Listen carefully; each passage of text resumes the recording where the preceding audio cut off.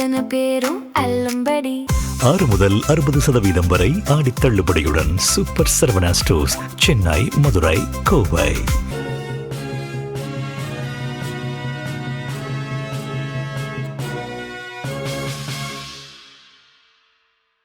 வணக்கம். ஜெம் செய்திகளுக்காக நான் உங்கள் குணா. இந்திய நேரப்படி இரவு 8:30 மணி செய்திகள். முதலில் ஜெம் தலைப்பு செய்திகளை காணலாம். ஆந்திராவில் ரூபாய் 5000 கோடி மதிப்பீட்டில் கட்டப்பட்டுள்ள புதிய விமான நிலையத்தை திறந்து வைத்தார் பிரதமர் நரேந்திர மோடி. தொகுதி மறுவரையறை தமிழ்நாட்டை கடுமையாக பாதிக்கும். மாமல்லபுரத்தில் நடைபெற்ற நிகழ்ச்சியில் மக்களவை எதிர்க்கட்சித் தலைவர் ராகுல் காந்தி உரை. யார் தாக்குதல் நடத்தினாலும் இந்தியா கண்டிக்கும்.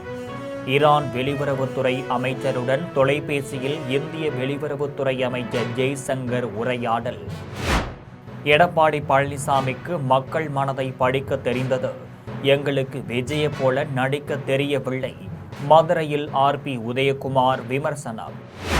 கேரளாவில் பெய்யும் கனமழையால் சபரிமலை பக்தர்கள் பயணத்தை தவிர்க்க வேண்டும். திருவிதாங்கூர் தேவஸ்தன் போர்டு மாவட்ட நிர்வாகம் அதிரடி உத்தரவு. இனி விரிவான செய்திகளை காணலாம். ஆந்திராவில் ரூபாய் 5000 கோடி மதிப்பீட்டில் கட்டப்பட்டுள்ள புதிய விமான நிலையத்தை பிரதமர் நரேந்திர மோடி திறந்து வைத்தார். ஆந்திர மாநிலம் போகாபுரத்தில் 2200 ஏக்கரில் ரூபாய் 5000 கோடி செலவில் அமைக்கப்பட்ட புதிய அதிநவீன சர்வதேச விமான நிலையத்தை பிரதமர் நரேந்திர மோடி திறந்து வைத்தார். விஜயநகரம் அருகே உள்ள இந்த விமான நிலையம் ஆண்டுக்கு 60 லட்சம் பயணிகளை கையாளும் திறன் கொண்டது. வரும் 17ஆம் தேதி முதல் பொதுமக்கள் பயன்பாட்டிற்கு திறக்கப்பட உள்ளது. சுதந்திர போராட்ட வீரர் அல்லூர் சீதாராம ராஜு பெயர் இவ்விமான நிலையத்திற்கு சூட்டப்பட்டுள்ளது. இதைத் தொடர்ந்து 17,900 கோடி ரூபாய் மதிப்புள்ள திட்டங்களுக்கும் பிரதமர் நரேந்திர மோடி அடிக்கல் நாட்டினார். முன்னதாக பழங்குடி மக்களின் நடன நிகழ்ச்சியை பிரதமர் நரேந்திர மோடி கண்டுகளித்தார். தொகுதி மறுவரையறை தமிழ்நாட்டை கடுமையாக பாதிக்கும் என்று மாமல்லபுரத்தில் நடைபெற்ற காங்கிரஸ் கட்சியின் மாவட்ட தலைவர்களுக்கான பயிற்சி முகாமின் நிறைவு நிகழ்ச்சியில் மக்களவை எதிர்க்கட்சித் தலைவர் ராகுல் காந்தி தெரிவித்துள்ளார். தமிழ்நாடு காங்கிரஸ் மாவட்ட தலைவர்களுக்கான பயிற்சி முகாம் மாமல்லபுரத்தில் நடைபெற்றது. ஜூலை 23ஆம் தேதி தொடங்கிய இந்த முகாமின் நிறைவு நாளான ஆகஸ்ட் 1ஆம் தேதி ராகுல் காந்தி கலந்து கொண்டு உரையாற்றினார். அப்போது தமிழ்நாட்டில் காங்கிரஸ் கட்சியின் வளர்ச்சிக்கு உட்கட்சி பூசலே முட்டுக்கட்டையாக உள்ளது என்று மக்களவை எதிர்க்கட்சித் தலைவர் ராகுல் காந்தி தெரிவித்தார். மேலும் நிர்வாகிகளை அரவணைத்து செல்லாத மாவட்ட தலைவர்களுக்கு கட்சியில் இடமில்லை என்றும் நிர்வாகிகளின் செயல்பாடுகளை கட்சி மேலிடம் கண்காணிக்கிறது என்பதை அறிந்து செயல்பட வேண்டும் என்று அறிவுறுத்தினார். கட்சி தலைமையின் அறிவுறுத்தல்களை ஏற்று பணியாற்ற முன்வர வேண்டும் என்றும் அவர் கேட்டுக்கொண்டார். அதன் பின்னர் செய்தியாளர்களை சந்தித்த ராகுல் காந்தி பேசினார். அப்போது தொகுதி மறுவரையறை தமிழ்நாட்டை கடுமையாக பாதிக்கும் என்று குறிப்பிட்ட ராகுல் காந்தி இதை ஒவ்வொரு மாநிலம் மற்றும் தேசிய கட்சியும் எதிர்த்து தோற்கடிக்க வேண்டும் என்று அழைப்பு விடுத்தார். இந்த நடவடிக்கை தமிழ்நாட்டு மக்களிடம் இருந்து அரசியல் அதிகாரத்தை பறித்துவிடும் என்று ராகுல் காந்தி எச்சரித்தார். ஈரான் வெளியுறவுத்துறை மந்திரியுடன் இந்திய வெளியுறவுத்துறை மந்திரி ஜெய்சங்கர் தொலைபேசியில் பேச்சுவார்த்தை நடத்திய போது யார் தாக்குதல் நடத்தினாலும் இந்தியா கண்டிக்கிறது என்றும் பிரச்சினைகளை பேச்சுவார்த்தை மற்றும் ராஜங்க ரீதியாக தீர்க்க இந்தியா எப்போதும் துணை நிற்கும் என்று இந்திய வெளியுறவுத்துறை மந்திரி ஜெய்சங்கர் தெரிவித்துள்ளார். ஈரான் மீது அமெரிக்கா, இஸ்ரேல் இணைந்து கடந்த பிப்ரவரி மாதம் 28ஆம் தேதி தாக்குதல் நடத்தினர். இந்த தாக்குதலை தொடர்ந்து இஸ்ரேல் அரபு நாடுகள் மீது ஈரான் தாக்குதல் நடத்தியது. மேலும் ஹார்முஸ் ஜலசந்தியை மூடுவதாக ஈரான் அறிவித்தது. அதேவேளையில் அனுமதியின்றி ஹார்முஸ் ஜலசந்தியை கடப்பதற்காக சரக்கு கப்பல் மீது ஈரான் அத்துமீறி தாக்குதல் நடத்தி வருகிறது. இந்த தாக்குதல்களில் கப்பல்களில் பயணிக்கும் இந்திய மாலுமிகள் பலர் உயிரிழந்தனர். இந்த நிலையில் ஈரான் வெளியுறவுத்துறை மந்திரி சையது அப்பாஸ் அராக்சியுடன் இந்திய வெளியுறவுத்துறை மந்திரி ஜெய்சங்கர் தொலைபேசி மூலம் பேச்சுவார்த்தை நடத்தினார். இந்த பேச்சுவார்த்தை தொடர்பாக ஜெய்சங்கர் எக்ஸ் தள பக்கத்தில் பதிவு ஒன்றை வெளியிட்டுள்ளார். அதில் ஈரான் வெளியுறவுத்துறை மந்திரி அராக்சியுடன் உரையாடினேன் என்றும் மத்திய கிழக்கில் நிலவி வரும் பதற்றம் குறித்த கவலையை தெரிவித்தேன். வணிக கப்பல் மற்றும் சரக்கு கப்பல் மீதான தாக்குதல்களை எந்த சூழ்நிலையிலும் தவிர்க்க வலியுறுத்தினேன். யார் தாக்குதல் நடத்தினாலும் இதுபோன்ற தாக்குதல்களை இந்தியா கண்டிக்கிறது என்றும் பிரச்சனைகளை பேச்சுவார்த்தை மற்றும் ராஜாங்க ரீதியாக தீர்க்க இந்தியா எப்போதும் துணை நிற்கும் என்றும் இந்திய வெளியுறவுத்துறை மந்திரி ஜெய்சங்கர் தெரிவித்துள்ளார். எடப்பாடி பழனிசாமிக்கு மக்கள் மனதை படிக்க தெரிந்தது, எங்களுக்கு விஜய் போல நடிக்க தெரியவில்லை என மதுரையில் ஆர்பி உதயகுமார் தெரிவித்துள்ளார். அதிமுக முன்னாள் அமைச்சர் ஆர்பி உதயகுமார் மதுரையில் செய்தியாளர்களை சந்தித்து பேசினார். அப்போது எடப்பாடி பழனிசாமிக்கு மக்கள் மனதை படிக்க தெரிந்தது, ஆனால் எங்களுக்கு விஜய் போல நடிக்க தெரியவில்லை எனவும் வலைதளங்களில் ரீல்ஸ் போடுவது அரசியல் அல்ல எனவும் கர்நாடக வர வேண்டாம் என அம்மாநில முதலமைச்சரை கூறும்படி செய்துவிட்ட ஒரு முதலமைச்சரை நாம் பெற்றுள்ளோம் என்றும் எதுவுமே தெரியாத ஜோச விஜய் முதலமைச்சர் ஆகும்போது எடப்பாடி பழனிசாமி மீண்டும் முதலமைச்சர் ஆக மாட்டாரா என கேள்வி எழுப்பினார். ஊழல் ஒளிந்ததாக மாயையை கட்டையமைக்கிறார்கள், ஆனால் ஊழல் ஒழியவில்லை. அரைவேக்காட்டுத்தனமான அணுகுமுறைகள்தான் தமிழ்நாட்டில் ஏற்பட்டிருக்கிறது என்றும் காவிரி விவகாரத்தில் வாதத்தை எடுத்து வைக்க தாவேக அரசு தவறிவிட்டது என்றும் முன்னாள் அமைச்சர் ஆர்பி உதயகுமார் தெரிவித்துள்ளார். மேலும் பொய் சொல்வதில் அமைச்சர் நிர்மல்குமார் கின்னஸ் சாதனை படைத்திருக்கிறார். மின்சாரத்துறையில் என்ன நடக்கிறது என்பதை அமைச்சருக்கு தெரியவில்லை. 200 யூனிட் மின்சாரம் இலவசம் என அறிவித்தார்கள், அதுவும் முழுமை அடையவில்லை. மின் கட்டணம் கடந்த ஆண்டை ஒப்பிடும்போது 40% 60% உயர்ந்துள்ளது. மின்வெட்டு நாடு முழுவதும் இருக்கிறது, மக்கள் போராடுகிறார்கள். ஆனால் தாவேகா மின் வாரியத்துறை அமைச்சர் ஒப்புக்கொள்ள தயாராக இல்லை என்றும் ஆர்பி உதயகுமார் தெரிவித்துள்ளார். தமிழ்நாட்டுக்கு தலைகுனிவு ஏற்பட்டிருக்குது. ஒரு முதலமைச்சரையே வர வேண்டாம்னு சொல்ற ஒரு நிலைமை இதுவரைக்கும் சுதந்திர இந்தியாவிலும் சரி, சுதந்திரத்துக்கு முன்பும் சரி பின்பும் சரி, பேச்சுவார்த்தைக்கு வர்றேன் அப்படின்னு சொல்ற ஒரு முதலமைச்சரை வர வேண்டான்னு ஒரு மாநில முதலமைச்சர் சொன்னது தமிழக அரசியல் வரலாற்றில், இந்திய அரசியல் வரலாற்றில் இதுதான் முதல் முறை. இதை விட ஒரு தலைகுனிவு தமிழகத்திற்கு இனிமேல் ஏற்பட போகுது.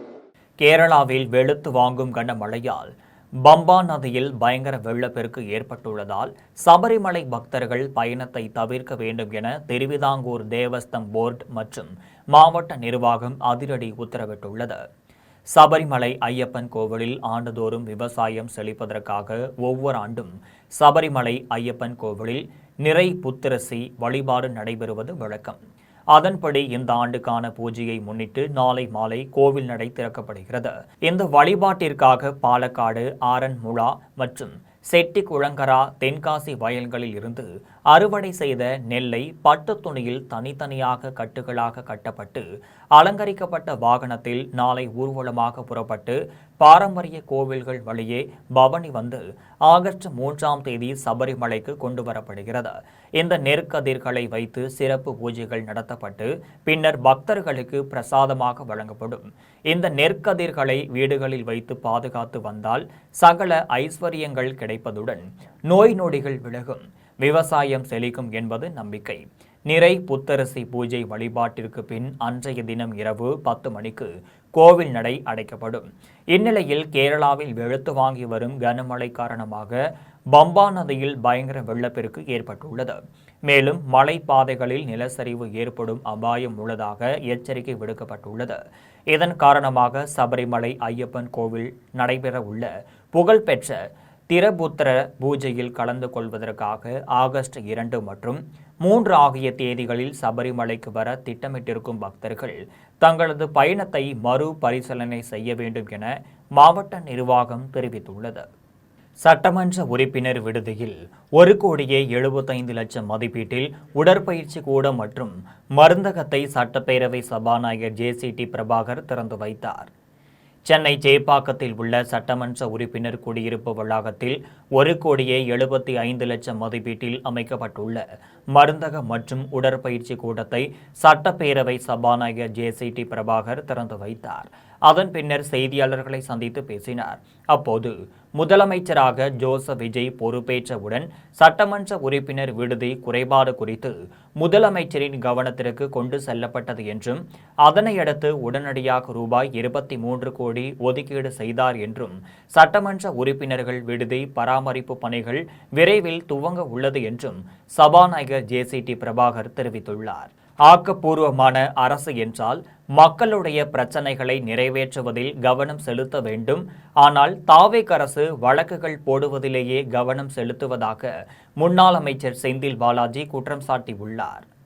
தமிழக வெற்றி கழக சட்டமன்ற உறுப்பினர் குதிரை பேர வழக்கு தொடர்பாக செந்தில் பாலாஜி மற்றும் அசோக்குமார் திருவல்லிக்கேணி காவல் நிலையத்தில் ஆஜராகி கையெழுத்திட்டனர். இருவரிடமும் 2 மணி நேரத்திற்கு மேலாக திருவல்லிக்கேணி காவல்துறையினர் விசாரணை நடத்தினர். விசாரணைக்கு பின்னர் செந்தில் பாலாஜி செய்தியாளர்களை சந்தித்து பேசினார். அப்போது உச்சநீதிமன்றம் டாஸ்மாக் முறைகேடு வழக்கில் நேற்றே முன்ஜாமீன் வழங்கியதால் இன்று முறைப்படி காவல் நிலையத்தில் ஆஜராகி கையெழுத்திட்டு விசாரணைக்கு ஒத்துழைத்தேன் என்றும் டாஸ்மாக் முறைகேடு வழக்கில் இருவர் கைது செய்யப்பட்ட நிலையில் அதில் ஒருவர் பெயர் எஃப்ஐஆரில் இல்லை. எஃப்ஐஆரில் பெயர் உள்ள நபர்கள் சட்ட ரீதியாக எதிர்கொள்ள தயாராக உள்ளோம் என்றும் தமிழக வெற்றி கழக சட்டமன்ற உறுப்பினர் குதிரை பேர வழக்கில் என் பெயர் இல்லை எனவும் எஃப்ஐஆரிலும் என் பெயர் இல்லாத நிலையில் முன்ஜாமீன் பெற்று காலை மாலையில் கையெழுத்திட்டு வருகிறேன் என்றும் செந்தில் பாலாஜி தெரிவித்துள்ளார். இனிவரும் காலங்களில் சட்டசபையில் வந்தே மாதரம் பாடல் பாடக்கூடாது என்றும் தமிழ்தாய் வாழ்த்து பாடல்தான் பாட வேண்டும் என்றும் சென்னை பத்திரிகையாளர் மன்றத்தில் ஓய்வு பெற்ற நீதிபதி ஹரி பரந்தாமன் வலியுறுத்தியுள்ளார். அரசியல் சட்டத்தின் மதச்சார்பின்மைக்கு எதிராக அரசு நிகழ்ச்சிகளில் வந்தே மாதரம் பாடலை கட்டாயமாக்கிய மத்திய அரசை கண்டிக்கும் விதமாக சென்னை பத்திரிகையாளர் மன்றத்தில் அரசியலமைப்பு சட்ட பாதுகாப்பு இயக்கம் சார்பில் ஓய்வு பெற்ற நீதிபதி ஹரி பரந்தாமன் செய்தியாளர்களை சந்தித்து பேசினார். அப்போது மனோன்மணியம் சுந்தர்னார் பல்கலைக்கழகத்தில் நடந்த நிகழ்ச்சியில் வந்தே பாரத பாடலை பாடியது அயோக்கியத்தனமானது என்றும் வந்தே மாதரம் பாடலை எல்லோரும் கட்டாயம் பாட வேண்டிய அவசியமில்லை, எழுந்து நின்றால் போதும், தேசப்பற்று என்பது தடியடி நடத்தி திணிக்கக்கூடாது என்றும் தெரிவித்தார். மேலும் தேசிய கௌரவ அவமதிப்பு தடுப்புச் சட்டம் 1971 படி பிரிவு 3 தேசிய பாடல் வந்தே மாதரத்தை பாடும்போது இடையூறு செய்தால் 3 ஆண்டு சிறை தண்டனை விதிக்கப்படும் என்ற சட்ட திருத்தத்தை மத்திய அரசு பாராளுமன்றத்தில் நிறைவேற்றி சட்டமாக்கி இருக்கிறது என்றும் இந்த திருத்த சட்டம் குறித்த அரசியல் சட்ட பார்வையை மக்களுக்கு தெரியப்படுத்த நினைக்கிறோம் என்றும் தெரிவித்த அவர் வந்தே மாதரம் திருத்த சட்டம் இந்திய அரசியலமைப்பின் அடிப்படை கூறுகளான மதச்சார்பின்மை சகோதரத்திற்கு எதிரானது என்றும் இந்திய அரசியல் சட்டத்தில் தேசிய பாடலில் வந்தே மாதரம் என்ற வார்த்தைகளை இல்லை என்றும் ஓய்வு பெற்ற நீதிபதி ஹரி பரந்தாமன் தெரிவித்துள்ளார். இது தொடர்பாக மேலும் அவர் தெரிவிக்கையில், அது அவமதிப்பாகாது அப்படின்றத உச்ச நீதிமன்றம் சொல்லியிருக்கு. உச்ச நீதிமன்றமே இல்லைங்க, நம்முடைய மாண்புமிகு நம்முடைய சகோதரர் ஜி.ஆர். சாமிநாதனே சொல்லியிருக்கார். அதான் இதில் முக்கியம். அதை எதனால் சொல்கிறாரு? தேசிய கீதத்தை பாடும்போது எழுந்து நிற்க வேண்டாம், அதை பாட வேண்டிய அவசியம் இல்லை. நீ எதனால் சொல்கிறாரு? சங்கராச்சாரியாருக்காக சொன்னார். அவர் தமிழ்த்தாய் வாழ்த்துக்காக சொன்னார். தமிழ்த்தாய் வாழ்த்தின் போது தேசிய கீதத்தை பற்றி சொன்னார்.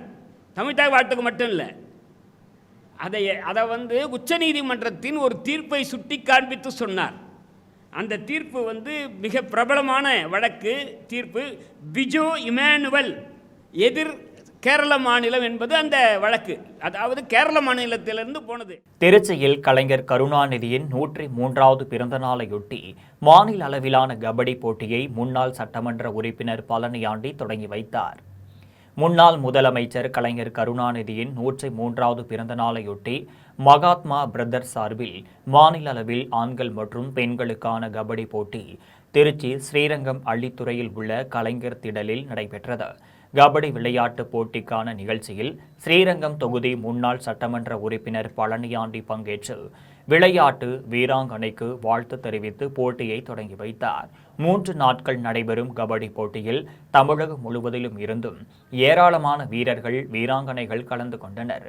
கபடி போட்டியில் வெற்றி பெறும் ஆண்கள் அணிக்கு முதல் பரிசாக ரூபாய் 75,000, இரண்டாம் பரிசாக ரூபாய் 50,000, மூன்றாம் 4ஆம் பரிசாக ரூபாய் 30,000 சுழற் கோப்பையும் வழங்கப்படுகிறது. இதேபோன்று பெண்களுக்கான பிரிவில் முதல் பரிசாக ரூபாய் 50,000 வழங்கப்படுகிறது. 2 முதல் 3 இடங்களை பிடிக்கும் அணிக்கு தலா ரூபாய் 30,000, 4ஆம் பரிசாக ரூபாய் 20,000 வழங்கப்படுகிறது. கபடி போட்டி தொடக்க விழா நிகழ்ச்சியில் மாநில விளையாட்டு மேம்பாட்டு அணி துணை அமைப்பாளர் திருவரங்கம் ஆனந்த், திமுக தகவல் தொழில்நுட்ப அணியின் ஸ்ரீரங்கம் தொகுதி ஒருங்கிணைப்பாளர் லட்சுமணன் உள்ளிட்ட திமுக முக்கிய நிர்வாகிகள் பலர் கலந்து கொண்டனர். விளையாட்டுப் போட்டி தொடங்குவதற்கு முன்பு முத்தமிழ் அறிஞர் டாக்டர் கலைஞர் கருணாநிதியின் திருவுருவப் படத்திற்கு மலர் தூவி மரியாதை செலுத்தப்பட்டது. தொட்டியம் அருகே பூட்டிய வீட்டை சாவியால் திறந்து உள்ளே சென்று 5 சவரன் தங்க நகைகள் மற்றும் ரூபாய் 50,000 கொள்ளையடித்து சென்ற மர்ம நபர்களை காவல்துறையினர் தேடி வருகின்றனர். திருச்சி மாவட்டம் தொட்டியம் சந்தைப்பேட்டை காமன் கோவில் தெருவைச் சேர்ந்த உமா மகேஸ்வரி என்பவர் திருநாராயணபுரம் அரசு தொடக்கப் பள்ளியில் சத்துணவு அமைப்பாளராக பணியாற்றி வரும் நிலையில் இவரது மகன் சென்னையில் பணியாற்றி வருகிறார். வழக்கம் போல் உமா மகேஸ்வரி வீட்டை பூட்டிவிட்டு சாவியை வீட்டின் ஜன்னலில் வைத்துவிட்டு பணிக்கு சென்றுள்ளார். இதனை நோட்டமிட்ட மர்ம நபர்கள் ஜன்னலில் இருந்த சாவியை எடுத்து வீட்டை திறந்து உள்ளே சென்று பீரோவில் இருந்த 4 தங்க நாணயங்கள் உட்பட 5 சவரன் தங்க நகைகள் மற்றும் ரூபாய் 50,000 கொள்ளையடித்துவிட்டு மீண்டும் வீட்டை பூட்டிவிட்டு சாவியை ஜன்னலிலேயே வைத்துவிட்டு மர்ம நபர்கள் தப்பி சென்றனர்.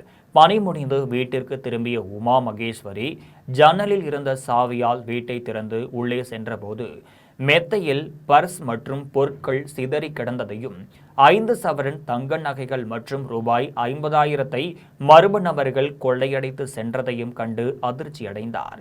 இதனையடுத்து இதுகுறித்து தொட்டியம் காவல் நிலையத்தில் உமா மகேஸ்வரி அளித்த புகாரின் பேரில் தொட்டியம் ஆய்வாளர் பிரபு மற்றும் முசிறி துணை காவல் கண்காணிப்பாளர் முத்துக்குமார் தலைமையிலான காவல்துறையினர் வழக்கு பதிவு செய்து மர்ம நபர்களை தேடி வருகின்றனர். மேகதாட்டுவில் கர்நாடக அரசு அணை கட்டுவதை கண்டித்து தஞ்சையில் இந்திய கம்யூனிஸ்ட் கட்சியினர் கண்டன ஆர்ப்பாட்டத்தில் ஈடுபட்டனர். மேகதாட்டு அணை கட்டுவது தொடர்பாக தமிழ்நாட்டின் உரிமையை பறிக்கின்ற வகையில் நாடாளுமன்றத்தில் பேசிய மத்திய நீர்வளத்துறை அமைச்சரை கண்டித்து தஞ்சை தலைமை தபால் நிலையம் முன்பு இந்திய கம்யூனிஸ்ட் கட்சியினர் கண்டன ஆர்ப்பாட்டத்தில் ஈடுபட்டனர். அப்போது காவிரியின் குறுக்கே கர்நாடக அரசு மேகதாட்டு அணை கட்டுவதை அனுமதிக்க கூடாது, உச்சநீதிமன்ற இறுதி தீர்ப்பின்படி தமிழ்நாட்டிற்கு உரிய தண்ணீரை தமிழக அரசு கேட்டு பெற வேண்டும், காவிரி டெல்டா மாவட்டங்களை வறட்சி பாதித்த பகுதியாக அறிவித்து நிவாரணம் வழங்க வேண்டும் என்பன உள்ளிட்ட பல்வேறு கோரிக்கைகளை வலியுறுத்தினர். விளைச்சல் இல்ல, விவசாய தொழிலாளர்கள் வேலையின்றி இருக்கிறார்கள், பொருளாதாரம் மிகவும் நலிந்து விட்டது. எனவே தமிழ்நாடு அரசு இந்த நம்முடைய டெல்டா மாவட்டங்களை வறட்சி பாதித்த மாவட்டங்களாக அறிவித்து நிவாரணம் உடனடியாக வழங்க வேண்டும். விவசாயிக்கு வழங்கணும், விவசாய தொழிலாளர்களுக்கு வழங்கணும். அதே மாதிரி இந்த ஒன்றிய அரசு இந்த வறட்சிக்கான பேரிடர் நிதியை தமிழ்நாட்டுக்கு ஒதுக்கணுங்கிறதையும் கேட்டுக்கிறோம். இப்ப 3ஆம் தேதி போராட்டம் திமுக போராட்டத்திற்கு வேலூர் மாநகராட்சி அளித்த இறப்புச் சான்றிதழில் குடியாத்தம் துணை வட்டாட்சியர் கையொப்பமிட்டு அரசு கோபுர முத்திரை போட்டு வழங்கிய சம்பவம் குடியாத்தம் வட்டாட்சியர் அலுவலகத்தில் பெரும் பரபரப்பை ஏற்படுத்தியுள்ளது. வேலூர் மாவட்டம் குடியாத்தம் நெல்லூர்பேட்டை பகுதியைச் சேர்ந்த மூதாட்டி செல்லம்மாள் கடந்த 2010ஆம் ஆண்டு உடல்நலக் குறைவால் இறந்துவிட்டார். அந்த வேளையில் செல்லம்மாளின் மகள் கோயிலா தாயாரின் இறப்பை பதிவு செய்யவில்லை. இந்த நிலையில் தற்போது இறப்புச் சான்று தேவைப்படுவதால் மூதாட்டி கோகிலா வேலூர் நகராட்சி அலுவலகத்திற்கு சென்றபோது அங்கிருந்து நபர் ஒருவர் எதற்காக வந்தாய் என கேட்டபோது தனது தாயாரின் இறப்புச் சான்று பெறுவதற்காக வந்துள்ளேன் என்று தெரிவித்த நிலையில் அதனை நான் வாங்கி தருகிறேன் என பணத்தை பெற்றுக்கொண்டு மர்ம நபர் மூதாட்டி கோகிலாவிடம் தாய் செல்லம்மாள் இறப்புச் சான்று வழங்கியுள்ளார். அதனை குடியாத்தம் வட்டாட்சியர் அலுவலகத்திற்கு எடுத்து சென்று விசாரித்த போது அந்த இறப்புச் சான்று போலி என்பது தெரியவந்துள்ளது. இதையடுத்து இது சம்பந்தமாக விசாரணை செய்து உரிய நடவடிக்கை எடுக்கப்படும் என்று மூதாட்டி கோகிலாவிடம் தெரிவித்ததுடன் முறையாக இறப்புச் சான்று விண்ணப்பிக்கும்படி அறிவுறுத்தி கோகிலாவை அனுப்பி வைத்தனர். குடியாத்தத்தில் 60 ஆண்டுகளுக்கு மேலாக வசித்து வந்த 21 குடியிருப்புகளை இடிக்க நீதிமன்றம் உத்தரவிட்டுள்ளதால் அப்பகுதி மக்கள் அச்சத்தில் உள்ளனர். வேலூர் மாவட்டம் குடியாத்தம் நகரத்தின் பெரியார் நகர் பகுதியில் 1978ஆம் ஆண்டு ஆதி திராவிடர்களுக்காக விளையாட்டு மைதானத்துடன் 98 வீட்டு மனை பட்டாக்கள் அரசாங்கத்தால் ஒதுக்கப்பட்டு இதுவரை அந்த இடத்தில் வசித்து வருகின்றனர்.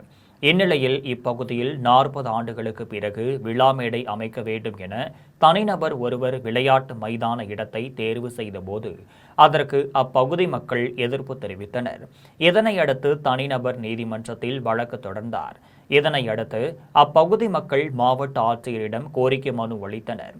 இந்த நிலையில் நீதிமன்றம் அரசாங்கத்தால் ஒதுக்கப்பட்ட விளையாட்டு மைதானத்திற்கான இடத்தை கட்டியுள்ள வீடுகளை காலி செய்ய வேண்டும் என குடியாத்தம் நகராட்சிக்கு உத்தரவிட்டதன் மூலம் நகராட்சி நிர்வாகம் வீடு கட்டியிருந்தவர்களுக்கு நோட்டீஸ் வழங்கியது. இதனையடுத்து 60 ஆண்டுகளுக்கு மேலாக வீடு கட்டி கொண்டு வீட்டு வரி, குடிநீர் வரி, மின் கட்டணம் உள்ளிட்டவற்றை செலுத்தி வருவதாகவும் எங்கள் பகுதியில் விளையாட்டு மைதானம் வேண்டாம் என்றும் குடியிருப்புக்கு நடுவில் விளையாட்டு மைதானம் வந்தால் பெண்கள் மற்றும் பள்ளி மாணவ மாணவிகள் பொதுமக்கள் பல இன்னல்களை சந்திக்க நேரிடும் என்றும் அப்பகுதி மக்கள் வேதனை தெரிவிக்கின்றனர். மேலும் இந்த பகுதியில் மைதானம் கட்டுவதை தவிர்த்து இங்கு உள்ள வீடுகளுக்கு பட்டா வழங்க வேண்டும் எனவும் நீதிமன்றத்திற்கும் மாவட்ட ஆட்சியருக்கும் பெரியார் நகர் பகுதி மக்கள் கோரிக்கை வைத்தனர். இதனிடையே வரும் 5ஆம் தேதி வீடுகளை இடிக்கப் போவதாக வெளிவந்த நீதிமன்ற உத்தரவால் அப்பகுதியில் வாழும் மக்கள் அச்சமடைந்தனர். குடியாத்தம் அரசு தலைமை மருத்துவமனை சாலையில் உள்ள ஆக்கிரமிப்புகளை ஜேசிபி இயந்திரத்தின் மூலம் நகராட்சி ஊழியர்கள் அதிரடியாக அகற்றினர். வேலூர் மாவட்டம் குடியாத்தம் ஜிபிஎம் சாலையில் அரசு தலைமை மருத்துவமனைக்கு செல்லும் சாலை குறுகிய சாலையாக உள்ளது. இந்நிலையில் சாலை முழுவதும் ஆக்கிரமிப்புகள் உள்ளதாகவும் இதனால் மருத்துவமனைக்கு வரும் அவசர ஊர்தி செல்ல முடியாமல் கடும் போக்குவரத்து நெரிசல் ஏற்படுகிறது என்றும் சமீபத்தில் அரசு மருத்துவமனையில் ஆய்வு செய்ய வந்த மாவட்ட ஆட்சியரிடம் பொதுமக்கள் புகார் தெரிவித்தனர். இதனையடுத்து மாவட்ட ஆட்சியர் ஆக்கிரமிப்புகளை அகற்ற நகராட்சிக்கு உத்தரவிட்டார். இதனையடுத்து குடியாத்தம் நகராட்சி ஊழியர்கள் ஜேசிபி இயந்திரத்தின் மூலம் சாலையில் உள்ள ஆக்கிரமிப்புகளை அதிரடியாக அகற்றினர். மேலும் கடைகளுக்கு முன் கால்வாய் மீது கடையோ அல்லது சீட்டோ அமைத்தால் சம்பந்தப்பட்ட கடை உரிமையாளர் மீது கடும் நடவடிக்கை மேற்கொள்ளப்படும் என நகராட்சி நிர்வாகம் எச்சரிக்கை விடுத்துள்ளது. செங்கம் அடுத்த நடு ஆனைமங்கலம் பகுதியில் தரமற்ற முறையில் பைப்லைன் அமைக்கும் பணியினை மாவட்ட நிர்வாகம் நேரில் ஆய்வு மேற்கொண்டு தரமான முறையில் பைப்லைன் அமைக்கும் பணியை தொடர வேண்டும் என பொதுமக்கள் மற்றும் சமூக ஆர்வலர்கள் கோரிக்கை விடுத்துள்ளனர். திருவண்ணாமலை மாவட்டம் செங்கம் அடுத்த நடு ஆனைமங்கலம் பகுதியில் 300க்கு மேற்பட்ட குடும்பத்தினர் வசித்து வருகின்றனர். இந்த நிலையில் இவர்களின் குடிநீர் தேவைக்காக அரசு நிதி ஒதுக்கீடு செய்து அப்பகுதியில் உள்ள ஏரியில் புதிய கிணறு அமைத்து அதிலிருந்து 3 கிலோமீட்டர் தொலைவிற்கு குடிநீர் விநியோகத்திற்கான பைப்லைன் அமைக்கும் பணியினை நகராட்சி மூலம் ஒப்பந்தம் கோரப்பட்டு அதனை ஒப்பந்தம் பெற்ற சம்பத் என்பவர் அரசு விதிக்கு முரணாக IAS முத்திரை இல்லாத தரமற்ற மெல்லிய பைப்புகளை அமைத்திருப்பதாக பொதுமக்கள் குற்றம் சாட்டுகின்றனர். மேலும் அரசு பணம் வீணடிக்கப்படுவதோடு எதிர்காலத்தில் பைப்லைன் உடைந்து கிராமங்களுக்கு குடிநீர் தட்டுப்பாடு ஏற்படும் அபாயம் உருவாகி உள்ளது என்றும் உடனடியாக மாவட்ட நிர்வாகம் நேரில் ஆய்வு மேற்கொண்டு தரமற்ற முறையில் நடைபெற்ற பணியினை மாற்றி தரமான முறையில் புதிய பணியினை செய்திட வேண்டும் என அப்பகுதி பொதுமக்கள் மற்றும் சமூக ஆர்வலர்கள் கோரிக்கை விடுத்துள்ளனர். ராமநாதபுரம் அருகே பஜார் காவல் நிலைய காவல்துறையினர் நடத்திய சோதனையில் 1.5 கிலோ மெத்தபெட்டமைன் போதைப் பொருள் பறிமுதல் செய்யப்பட்டதாக மாவட்ட காவல்துறை கண்காணிப்பாளர் சந்தீஷ் தெரிவித்துள்ளார். ராமநாதபுரம் அருகே பஜார் காவல் நிலைய காவல்துறையினர் கடந்த 3 நாட்களுக்கு முன்பு நடத்திய திடீர் சோதனையில் ரூபாய் 1 கோடி மதிப்பிலான 1.5 கிலோ மெத்தபெட்டமைன் போதைப் பொருளை பறிமுதல் செய்தனர். இதனை ராமநாதபுரம் மாவட்ட காவல்துறை கண்காணிப்பாளர் சந்தீஷ் பார்வையிட்ட பின்னர் செய்தியாளர்களை சந்தித்து பேசினார். அப்போது தமிழக முதலமைச்சர் ஜோசப் விஜய் உத்தரவின்படி ராமநாதபுரம் மாவட்டத்தில் போதைப்பொருள் தடுப்பு நடவடிக்கைகள் தீவிரமாக மேற்கொள்ளப்பட்டு வருகின்றனர் என்றும், போதைப்பொருள் எங்கிருந்து வருகிறது, யார் தயாரிக்கிறார்கள், யார் விநியோகம் செய்கிறார்கள் என்ற முழு வலையமைப்பையும் கண்டறிந்து நடவடிக்கை எடுத்து வருகிறோம் என்றும், இந்த வழக்கில் சாகுல் ஹமீது, முகமது ஆலிம், முகமது ஜமீன்ஸ், சாகுல் ஹமீது, ஷேக் மைதீன் உள்ளிட்ட 9 பேர் கைது செய்யப்பட்டுள்ளனர் என்றும், மேலும் போதைப்பொருள் தயாரிப்பிற்கு தேவையான மூலப்பொருளை வழங்கிய சென்னையைச் சேர்ந்த ஒருவரும் கைது செய்யப்பட்டுள்ளார் என்றும், கேரளாவைச் சேர்ந்த 2 இந்த வலையமைப்புடன் தொடர்புடையவர்களா என்பது குறித்து விசாரணை நடைபெற்று வருகிறது என்றும் மாவட்ட காவல்துறை கண்காணிப்பாளர் சந்தீஷ் தெரிவித்தார். நம்ம ஆனரபிள் சிஎம் சார் உத்தரவு பேரில் சின்ஸ் மே 10 அங்கே அன்னிலேருந்து ராமநாதபுரம்ல நியர்லி 220 கேஜஸ் நம்ம சீஸ் பண்ணியிருக்கோம். Over a span of nearly 2.5 months. Accused வந்து ஒரு நியர்லி ஒரு அக்யூஸ்ட் நம்பர் மட்டும் அதை நான் ஐல் செக் இட் எக்ஸாக்ட் டேட்டா மட்டும். பட் இந்த மந்த்னா நீங்கள் ஜூலை டேட்டானா என்கிட்ட ரெடியாக இருக்கு. ஸோ ஜூலை மட்டுமே நம்ம 90 கேசஸ் ரிஜிஸ்டர் பண்ணியிருக்கோம் as part of the drive. And seizure வந்து 120 கேஜஸ் சீஸ் பண்ணியிருக்கோம். அது இல்லாமல் இப்போ இந்த மெத்தெல்லாம் ஆட் பண்ணால் நம்ம சிந்தட்டிக் ட்ரக்ஸ் நியர்லி ஒரு 1.8 கிலோ சீஸ் பண்ணியிருக்கோம். குடியாத்தம் ரோட்டரி சங்கத்தில் சார்பில் கண் பரிசோதனை முகாம் ரோட்டரி மாவட்ட ஆளுநர் பழனி தலைமையில் நடைபெற்றது. வேலூர் மாவட்டம் குடியாத்தம் ரோட்டரி சங்கம், மாவட்ட பார்வை இழப்பு தடுப்பு சங்கம் ஆகியவை இணைந்து இலவச கண் பரிசோதனை முகாமை ரோட்டரி அரங்கில் நடத்தியது. முகாமில் மாவட்ட ரோட்டரி ஆளுநர் பழனி, மூத்த வழக்கறிஞர் பூபதி ஆகியோர் கலந்து கொண்டு மருத்துவர்களுக்கு சால்வை அணிவித்து வாழ்த்து தெரிவித்தனர். முகாமினை தொடங்கி வைத்தனர்.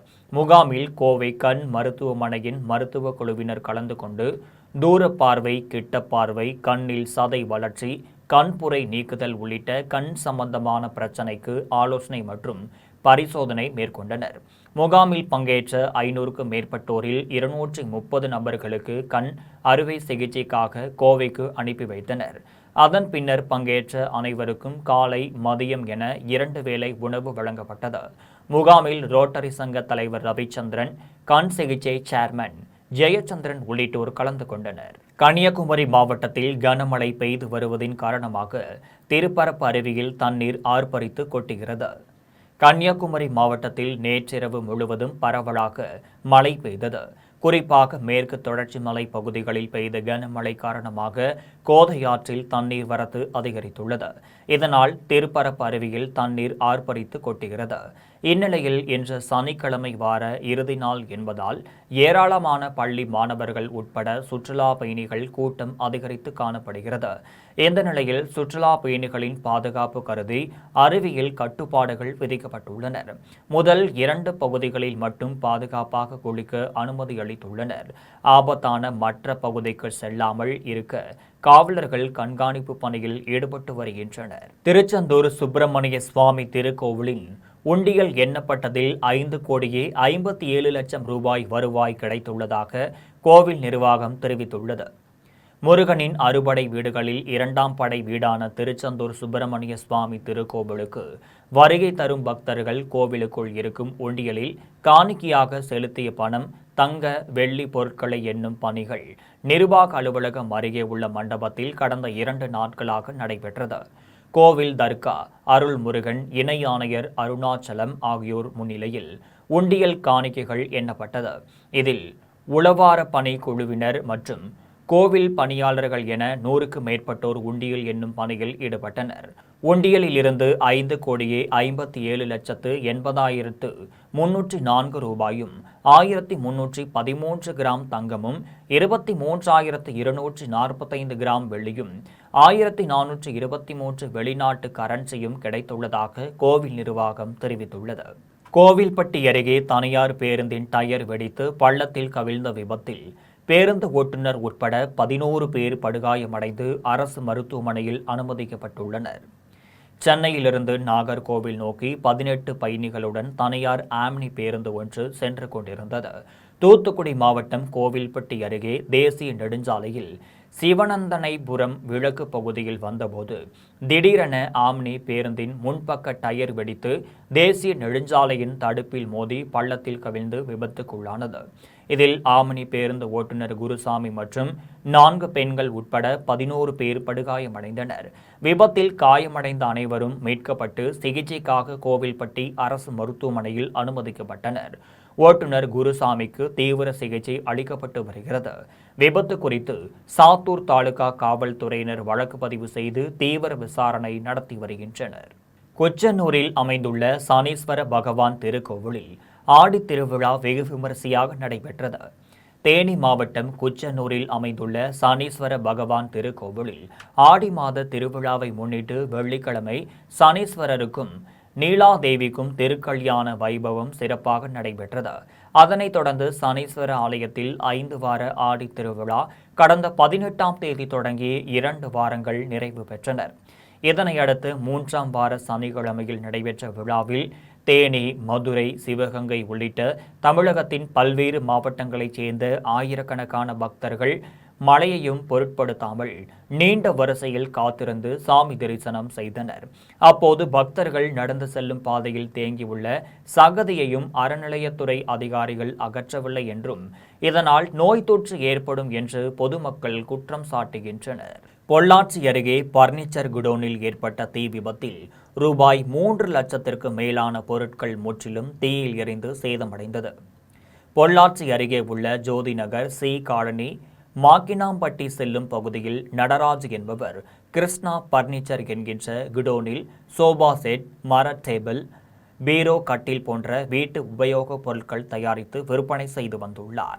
நேற்றிரவு வழக்கம் போல் பணியை முடித்துவிட்டு வீட்டிற்கு சென்ற நிலையில் நள்ளிரவில் 2 மணியளவில் குடோனில் திடீரென தீ விபத்து ஏற்பட்டது.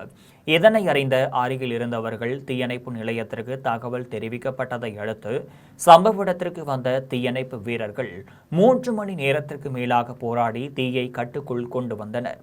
இருப்பினும் தீ விபத்தில் சோபா, மரக்கட்டில் உற்பத்தி செய்ய வைத்திருந்த பொருட்கள் மற்றும் தயாரிப்பு இயந்திரங்கள் என ரூபாய் 3 லட்சத்திற்கு மேலான பொருட்கள் முற்றிலும் தீயில் எரிந்து சேதமடைந்தது.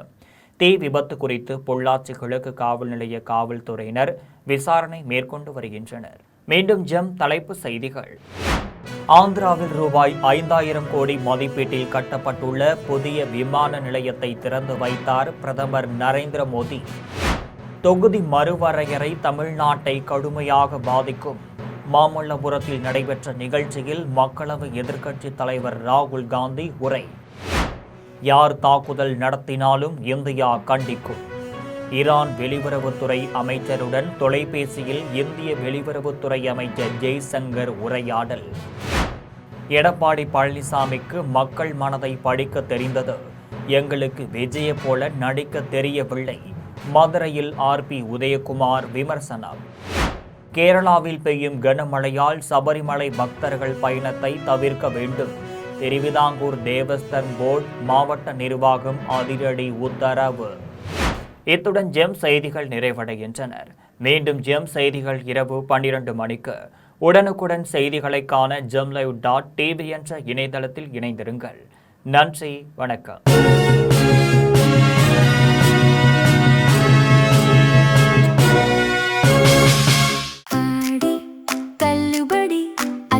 பேரும் அல்லும்படி 6 முதல் 60% வரை ஆடித் தள்ளுபடியுடன் சூப்பர் சரவணா ஸ்டோர்ஸ், சென்னை, மதுரை, கோவை.